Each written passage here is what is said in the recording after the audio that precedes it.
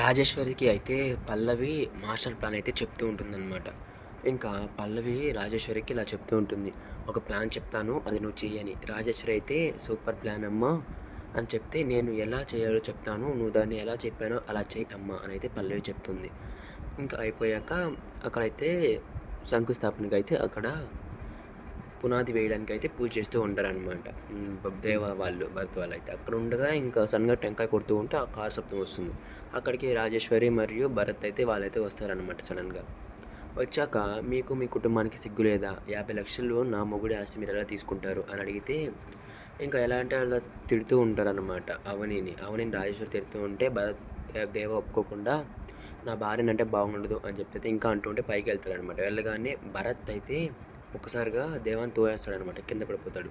ఇంకా లేచి దేవ అయితే భరత్ మీదకి వెళ్తూ ఉంటే భరత్ ఒక్కసారిగా ఇంకక్కడ మాట పెరిగి గొడవలా మారుతుంది. అయితే భరత్ అయితే మాత్రం దేవాని ఒక్కసారిగా చెంప మీద గట్టిగా కొడతాడనమాట. కొట్టడం వల్ల ఇంకా భరత్ అయితే కొడతాడు. ఇది అవనికి తెలిసి అవని కూడా షాక్ అయిపోతుంది అనమాట. అయితే ఈ గొడవ ఇంకా ఎంత దూరం వెళ్తుందో అర్థం కాక గొడవ అయితే చాలా పెద్దగా అయితే మారుతుందన్నమాట. ఎందుకంటే భరత్ సొంత అక్క భర్తని కొట్టాడనమాట.